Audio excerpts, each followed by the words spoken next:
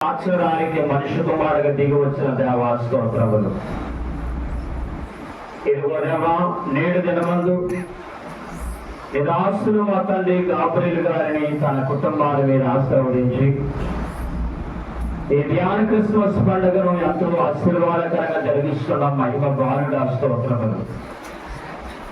నేను ఏ రీతిగా స్తుతించుడను మేము ఇంకను ఎంతో రుణపడినటువంటి వారమై ఉన్నాము. అయినను ప్రభా మా శుద్ధులు కోరుకొస్తున్న మా తండ్రి స్తోత్రాలు. నేటి దినమందు ఇంతవరకు మీరు జరిగించుకున్న ఆరాధన క్రిస్మస్ ఆరాధన బట్టి నీకు సమర్పణ చేస్తున్నాము. మాటల ద్వారా, ప్రార్థన ద్వారా, ఆరాధన ద్వారా నిన్ను స్తుతించి గణపరిచయులుగా కృప చేసినందుకు స్తోత్రములు. మహిమ బాలుడా, ఈ సమయమందు నీ జన్మ వార్తను వేడుకు వచ్చిన మాకు కావలసిన వర్తమానం అందించమని మహిమ బాలుడైన యేసు నామమున వేడుకొనుచున్నాము పరమ తండ్రి. ఆయన సర్వన దేవుని పిల్లలారా, కృపయు సమాధానములు నిండుగా దేవుడు మా అందరికీ అనుగ్రహించేయును గాక. ఆమేన్. కూర్చున్నాము. పరిశుద్ధ గ్రంథములో నుండి కొద్ది విషయాలు దేవుడి వాక్యాన్ని విందాం. దయచేసి ఎవరు కూడా మాట్లాడకుండా మౌనంగా ఉండాలని మనవి చేస్తూ ఉన్నాను. జ్ఞానమును మన సాక్షిని ఆనుకొనొచ్చు, చెడు విషయములను విడచివేసి నలుగురికి మచ్చుగా నడుచుకొనుచు బ్రతుకు వారికి సత్యము బయలుపడును.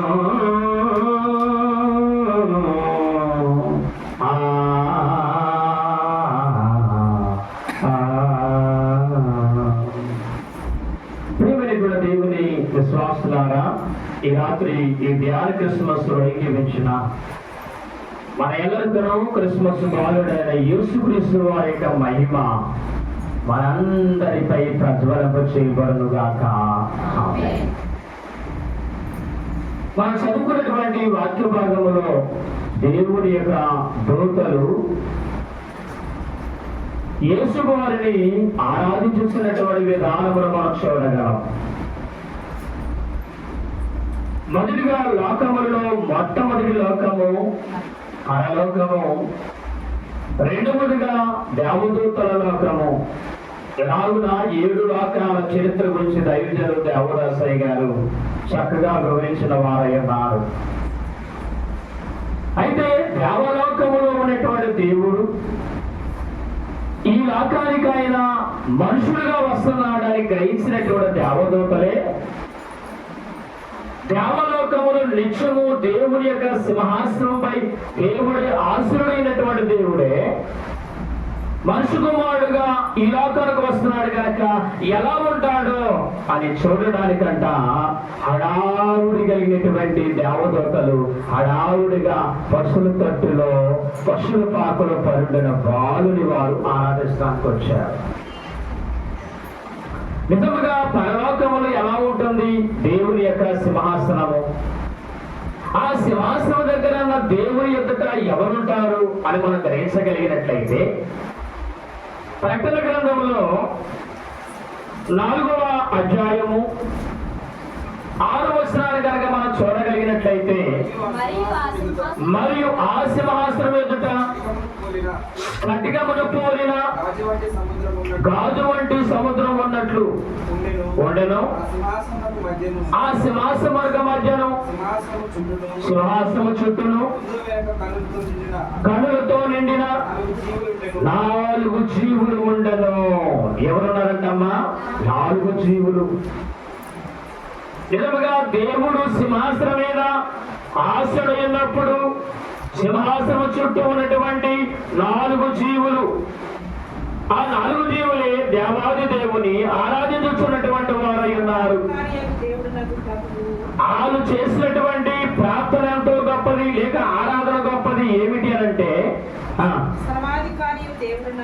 సర్వాధికారియు దేవుడునగు ప్రభువు పరిశుద్ధుడు పరిశుద్ధుడు పరిశుద్ధుడని బాలిక రాత్రింబగళ్ళు చెప్పుచుండెను. ఆ సింహాసనమునందు ఆసీనుడయుండి యుగ యుగములు జీవించుచున్న వారికి మహిమయు ఘనతయు కృతజ్ఞతాస్తుతులు కలుగునుగాకని ఆ 4 జీవులు కీర్తించుచుండెను. చాలండి. అయితే ఈ 4 జీవులు చేసినటువంటి ఆరాధన నిత్యము కూడా ఈ 4 జీవులు ఆ సింహాసనం చుట్టూ కూడా ఉంటారు. అంత మాత్రమే కాదు, కానీ వారితో పాటుగా ప్రకటన గ్రంథము 4వ అధ్యాయము 10 నుండి మనం చదవగలిగినట్లయితే ఆ 24 పెద్దలు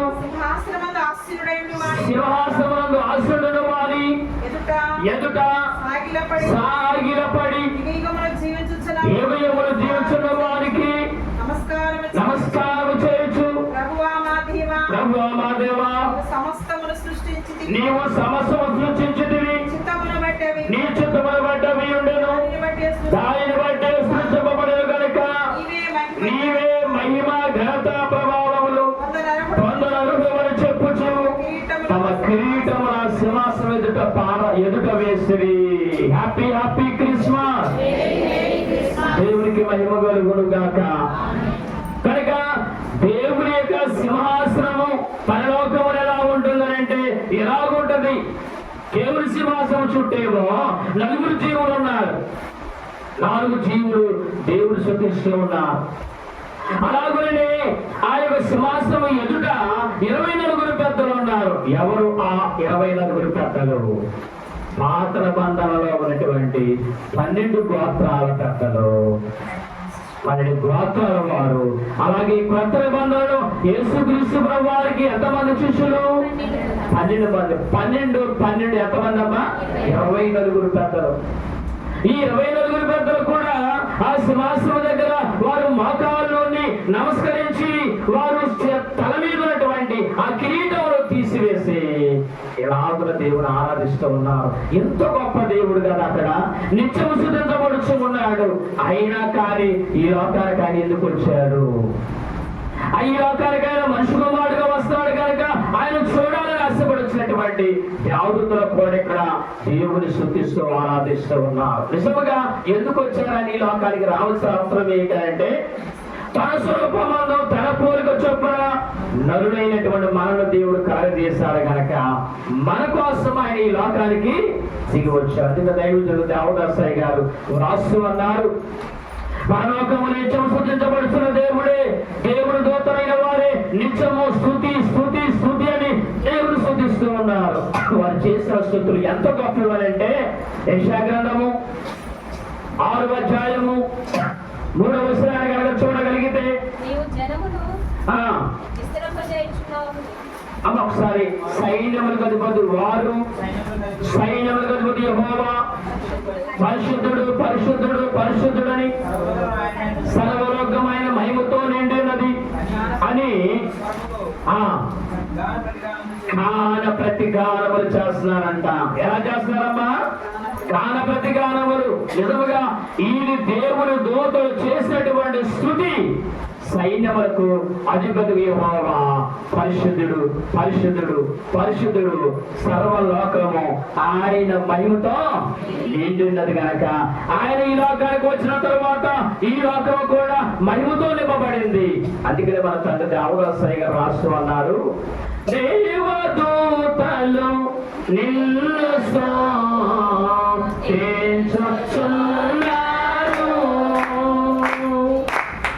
దేవదూతలు నిన్ను స్తుతించుచున్నారు.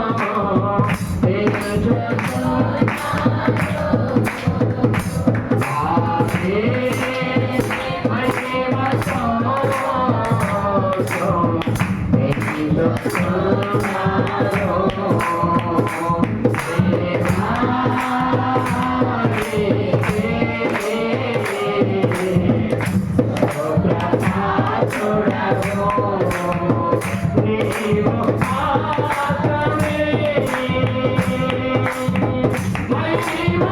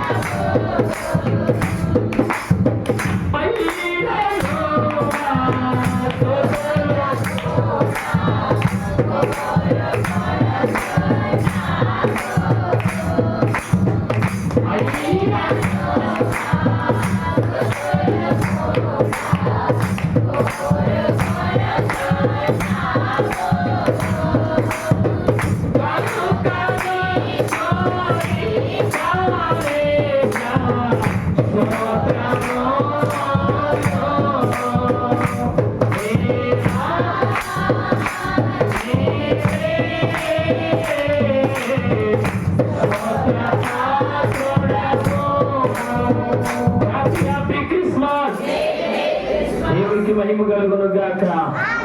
నిత్యము దేవుని స్తుతించుచున్నారు కదా.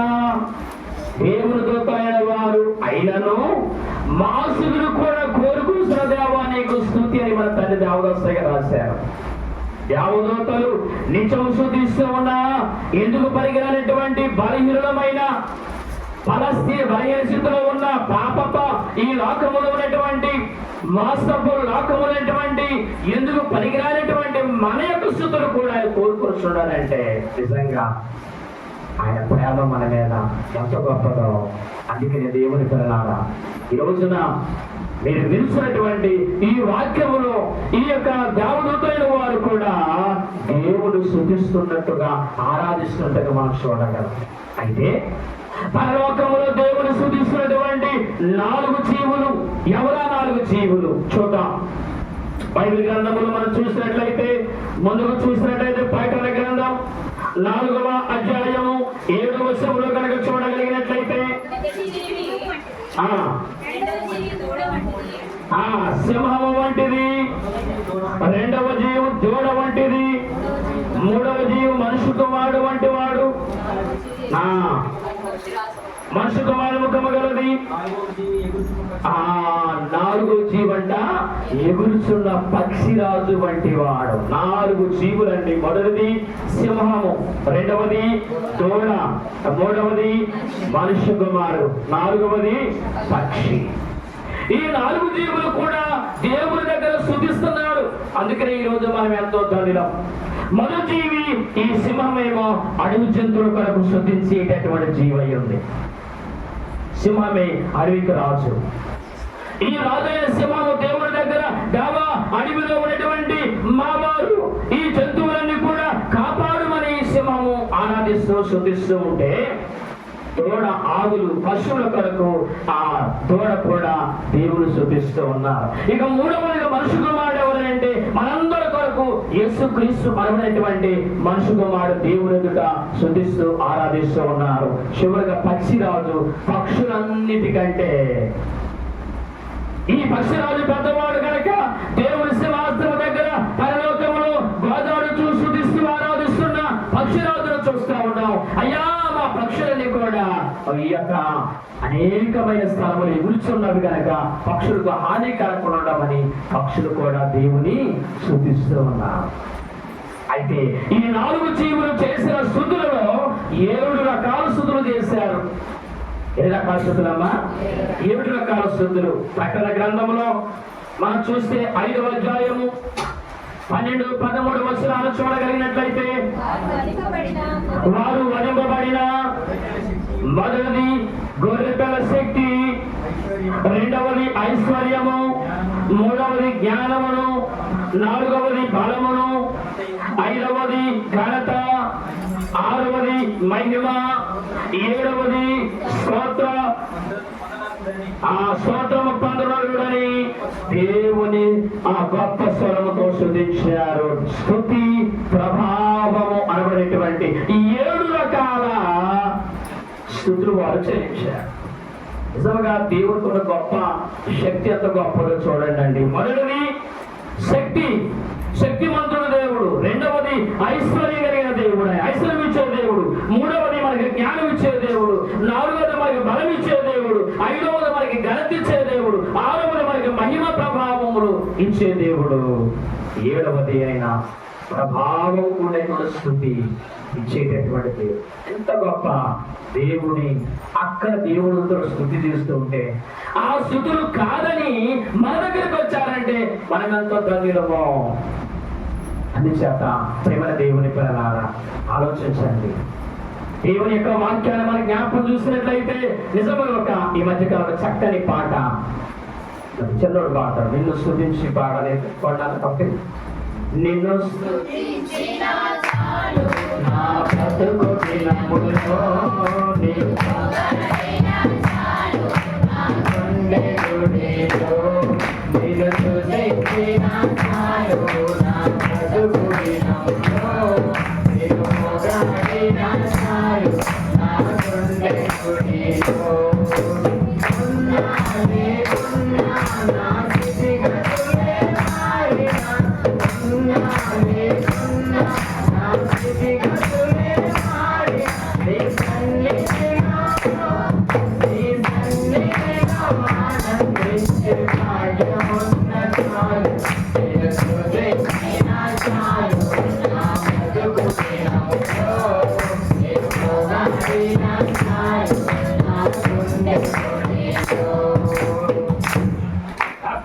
క్రిస్మస్.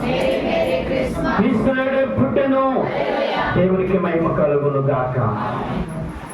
నిజముగా దేవుని స్తుతిస్తున్న దేవదూతలైన వారు 4 జీవులు చేసే స్తుతి, 24 పెద్దలు చేసేటటువంటి స్థుతి, ఇవన్నీ విడిచిపెట్టి ఈ లోకానికి మన దగ్గరికి మానవుడిగా వచ్చాడంటే మనం ఎంతగా దేవుని స్తుతించి ఆరాధించాలో.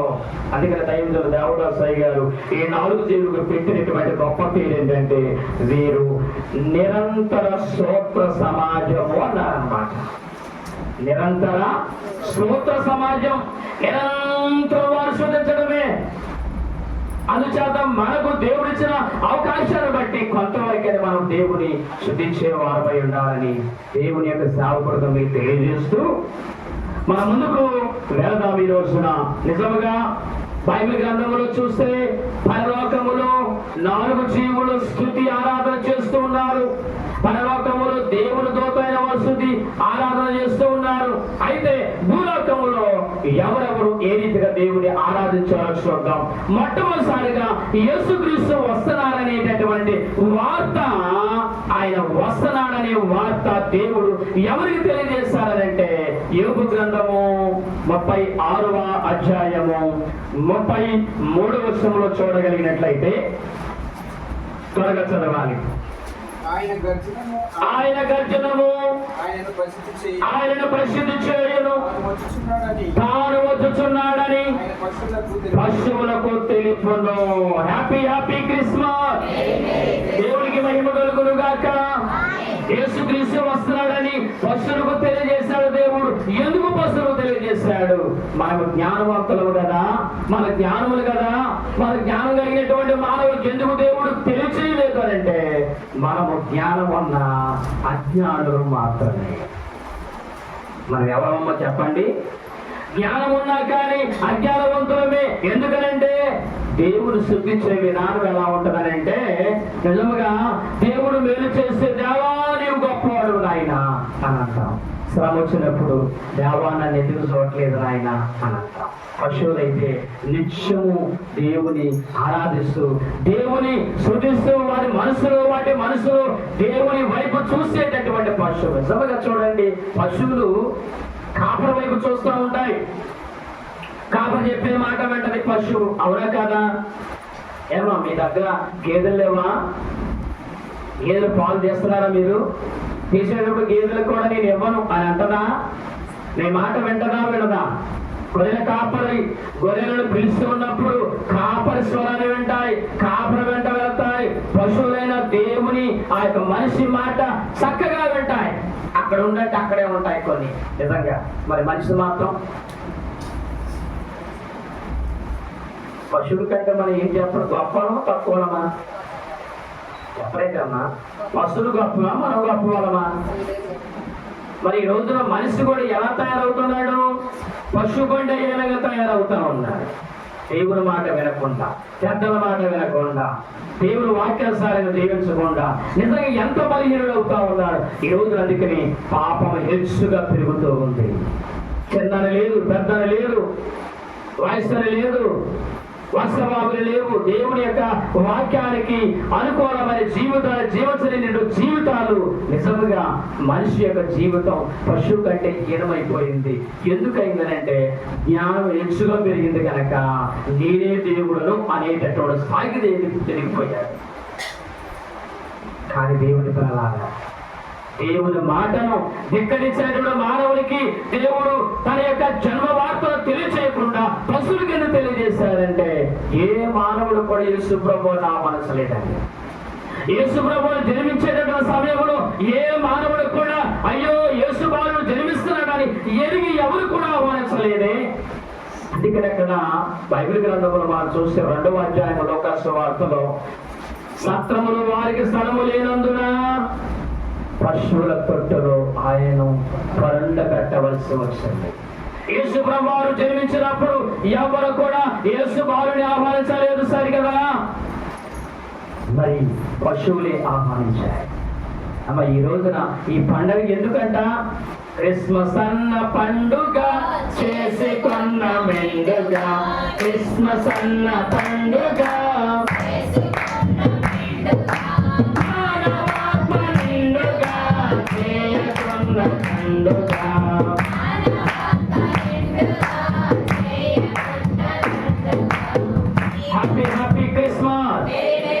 దేవునికి మహిమ కలుగును గాక.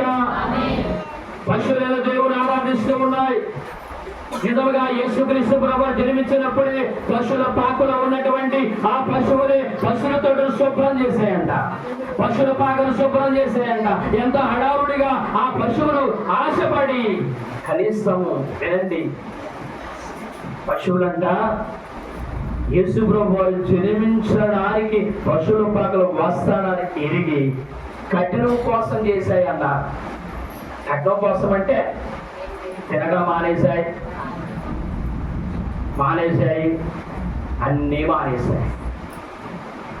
మనమైతే తిండికి ఫస్ట్, నిద్రకు ఫస్ట్, మాట్లాడడానికి ఫస్ట్, గొడవలకు ఫస్ట్, అన్నిట్లో ఫస్ట్, ప్రార్థనకి వెనక.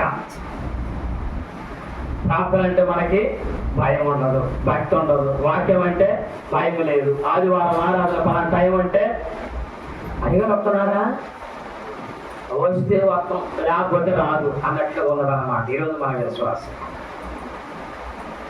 అందుచేత నిజముగా మన యొక్క అడిగిన మొదటి రాకడలో యేసు ప్రభువు వస్తాడని పశువులు ఎదురు చూచాయి. రెండవదిగా చూసినట్లయితే పశువ ఆరాధన, రెండవది కాపరుల ఆరాధన. ఏంటా కాపరుల ఆరాధన చూద్దాం. బైబిల్ గ్రంథములో నుండి మొదటి పేతురు రాసిన పత్రిక 5వ అధ్యాయము 4వ వచనములో చూడగలిగినట్లయితే, కాపరైన వారు ప్రధాన కాపరి ప్రత్యక్షమైనప్పుడు వీరు వాడబారని మహిమ కిరీటం పొందుదురు. ప్రధాన కాపరి మనకి ప్రత్యక్షమైనప్పుడు మనమే మహిమ కిరీటం పొందుతాం. యేసుక్రీస్తు ప్రభువు ఎలాంటి వారంటే మహిమ బాలుడు. ఏ బాలుడమ్మా? మహిమ బాలుండడిగో ఉయ్యాలో మరియమ్మ, మహిమ బాలుండడిగో మరియమ్మ మడిలోన, మహిమ బాలుండడిగో ఉయ్యాలో మరియమ్మ మడిలోన ఉయ్యాలో, మహిమ బాలుండడిగో మరియమ్మ మడిలోన ఉయ్యాలో, మహిమ బాలుండడిగో మరియమ్మ మడిలోన ఉయ్యాలో. ఏ వర్గమైన మహిమ బాలుడు. ఆ మహిమ బాలుడని యేసుక్రీస్తు ప్రభువుని ఆ పశువుల కాపరైన వారు ఆరాధించడానికి వచ్చారు. అందుకనే ఈ పశువుల కాపల గురించి దైవజనుడు దేవదాసయ్య గారు ఈ దేవలాకుడు ఉయ్యాలో దేవదూతలు వచ్చి ఉయ్యాలని చెప్పేసి కీర్తనలు రాష్ట్ర గొల్ల గోయిళ్ళు వచ్చి ఉయ్యాలో గొప్పగా మురిసిరి. ఎందుకు గొప్పగా మురిచారంటే, మీరే పశువులు కాపరి అయితే మాకు మీరు కాపరి ఉన్నారయ్యా, మీరు ప్రధాన కాపరి ఉన్నారు. యేసుక్రీస్తు ప్రభువు వారు జన్మించగానే ఆ గొర్రెల కాపల దగ్గరికి దేవుడు దూత గారు వెళ్ళారు. లూకాసు సువార్త 2వ అధ్యాయం 8వ వచనం టక్కగా మీరు చదవగలిగితే, ఆ దేశంలో కొందరు గొర్రెల కాపరులు పొలంలో నుండి రాత్రి వేళ మందను కాచుకొని చుండగా ప్రభు దూత వారి యొద్దకు నిలిచెను. ప్రభు మహిమ వారి చుట్టూ. ఏ మహిమ అంటమ్మా? అందరూ చెప్పాలమ్మా, ఏ మహిమ? మీ ముసుగులో నాకేమి కనపట్ల, మీ కళ్ళు కనపట్ల, మీ ముసుగులు కనపడలే తప్ప కొంచెం అలర్ట్గా ఉండండి. ఏ మహిమ అంటమ్మా? మహిమ ఎలా ఉంటది? సూర్యుడు వచ్చేటటువంటిది ఎండ, చంద్రుడు వచ్చేటటువంటిది వెన్నెల, దేవుని వచ్చేటటువంటిది మహిమ. మహిమ కాంతి. దేవదూతైన వారు రాగానే ఆ పశువుల బాగా చుట్టూ దేవుని మహిమ ప్రకాశించింది. గొర్రెల కాపరైన వారు పొలంలో ఉన్నప్పుడు దేవదూత గబ్రియేలు దేవదూత గారు వెళ్ళగానే అక్కడ దేవుని మహిమ ప్రకాశించింది. అయితే ఆ మహిమలో ఉన్నటువంటి బాలుడు మహిమ బాలుడు. ఏ బాలుడమ్మా? అంతా మహిమే. ఈ రోజు ఇక్కడ స్థలంలో ఉన్న మనందరిపై ఆయన మహిమ దేవుడు కొమ్మరించాడు గనక మనం మహిమ కలిగిన వారంగా ఉన్నాము. Happy happy Christmas. దేవుడికి మహిమ కలుగును గాక. ఈ మహిమ బాలులో 7 కళలు ఉన్నాయని చెప్పారు అయ్య గారు. ఎన్ని కళమ్మా? ఎన్ని కళలు చెప్పండి. ఒక కళ అయినా 7 కళలు చెప్పేసి నేను ముగిస్తా. యేసుక్రీస్తు బాలుడుగా జన్మించినప్పుడు, ఆయన మహిమ బాలుడుగా దిగి వచ్చినప్పుడు ఆ బాలులో ఉన్నటువంటి 7 కళ్ళు చూశారని దేవదాసయ్య గారు. మనకు కూడా ఒక్కటమైనా చూడగలిగేటటువంటి ధన్యత మనం సంపాదించుకోవాలి. ఏంటి ఆ 7 కళలు అంటే, మొట్టమొదటి కళ మహిమ కళ. ఏ కళ? మహిమ కళ. యేసు బాలులో ఉన్నటువంటి ఆ మహిమ కళను చూడగానే పంక్తిలోకి రండి, క్రిస్మస్ పంక్తిలోకి రండి, క్రిస్మస్ పంక్తిలోకి రండి, పంక్తిలోకి రండి, క్రిస్మస్ పంక్తిలోకి రండి, క్రిస్మస్ పంక్తిలోకి రండి. వింతగా చూడండి శిశువును, వింతగా చూడండి శిశువును, వింతగా చూడండి. అంత దేవుడు కరుడై వచ్చిన వింత శిశువును చూచుచున్నది సంతసముందు సునిశ్శబ్దముగా సంతను కూర్చుండిన యోసేపు పంక్తిలోకి రండి, యోసేపు పంక్తిలోకి రండి. Happy happy Christmas. దేవునికి మహిమ కలుగును గాక. వింతగా చూస్తున్నాడంట యోసేపు. ఎవరిని? యేసు బాలుని. ఎందుకనంటే ఆ బాలుడు మహిమ కాంతి అంతగా ప్రచురించబడతా ఉంది. మహిమ బాలుడు మహిమగా వెలుగుతున్నాడు. ఆ బాలుని మహిమ చెప్పసఖ్యంగానే మహిమ అండి. దేవుని యొక్క మహిమ అంత గొప్పది. అందుకని దర్శనములు దేవుని యొక్క భక్తులైన వారు దేవుని మహిమను చూడగలిగారు. మన తండ్రి దైవజనుడు దేవదాసయ్య గారు ఆ మహిమ బాలుని ఎత్తుకున్నట్లుగా మనము అప్పుడప్పుడు మనం పాడుతున్న పాట, యేసు బాలుడా యేసు బాలుడా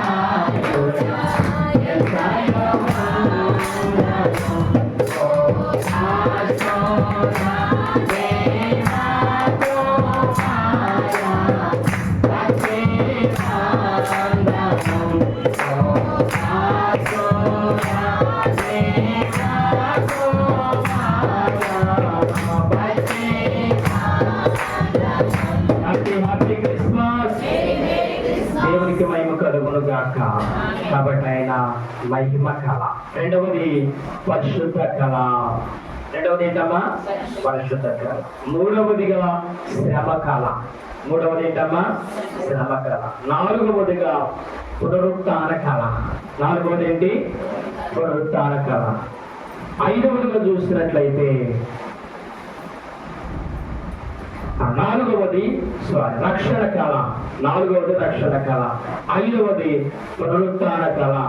ఆరవదిగా చూస్తే నరుని కళ లేక వరుని కళ. ఏడవదిగా చూస్తే రాజ కళ. రాజులకు రాజు, చెప్పండి, రాజులకు రాజు, ప్రభులకు ఇక రాజుగా వచ్చుచున్నటువంటి యేసుక్రీస్తు ప్రభువారు రెండవ రాకడలో ఆయన రాజుగా వస్తున్నాడు. ఆ రాజుగా రానున్నారు. రాజకళ కలిగినటువంటి దేవుడు ఆయన. అన్ని కళలు ఆయన ఇవి ఉన్నాయి. ఈ కళలన్నీ కూడా చూస్తున్నాడండి యోసేపు. అక్కడటువంటి మరియమ్మ ఈ రోజున అట్టి రాజు కలిగిన యేసుక్రీస్తు వారిని ఆరాధిస్తున్న మనం కూడా రాజకుమార్తెలని, రాజు కొడుకుని రాజకుమారుడు అంటారు. రాజుగారు కూతురులు ఏమంటారమ్మా? రాజకుమార్తెలు అంట. మనం ఎవరు ఇప్పుడు? రాజకుమార్తెలనే. మన తండ్రి రాజు అయితే మనందరము రాజకుమార్తెలు కనుక ఎంతో ధన్యులము. అందుచేత ఈ రెండవదిగా పశువుల కాపరులు వారు చేసిన ఆరాధన దేవానికి మా ప్రధాన కాపరిని ఆరాధించారు. మూడవదిగా దూతల ఆరాధన. దూతలు చేసిన ఆరాధనలో పరిశుద్ధుడు పరిశుద్ధుడని వారు ఆరాధించారు. కనుక అలాగున మనము కూడా దేవుని ఆరాధించబడుతున్నాం విన్నాం. దాదాపు చాలా విషయాలు ఉన్నవి కానీ సమయం లేదు కనుక ముగిస్తున్నాను. కాబట్టి మొదటిగా మనం గమనించినట్లయితే పశువుల ఆరాధన. సృష్టికర్త అని పశువులు ఆరాధించాయి. రెండవ ఆరాధన కాపరుల ఆరాధన. ప్రధాన కాపరని వారు ఆరాధించారు. మూడవదిగా దూతలు చేసిన ఆరాధన. పరిశుద్ధుడు పరిశుద్ధుడని దేవుని దూతలు దేవుని స్తుతించారు. మనము దేవుని ఎలా ఆరాధించాలంటే, యేసయ్యా నీ వరుడుగా వస్తున్నావయ్యా, నీ వరుడుగా వస్తున్నావు కనుక మేము వదులుగా సిద్ధపడాలి, సిద్ధపడగలిగే భాగ్యం మాకు ఇవ్వమని దేవుని స్తుతిస్తూ ఆరాధిద్దాం. అట్టి భాగ్యం దేవుడు మనందరికీ అనుగ్రహం చేయనుగాక. కృపగల తండ్రి, కొద్ది మాటలు దీవించు. మాట్లాడిన మాట దోషం వచ్చి విన్నవారికి మొక్కుదంతులుగా అనవంతులందు పరదైశ్చేయడం మహిమ బాలుడైన యేసు నామములను వేడుకొంచున్నాం పరమ తండ్రి. మరణాత కీర్తన పాడుచుండగా క్రిస్మస్ ఆరాధన కార్యక్రమం జరిగించుకుందాం.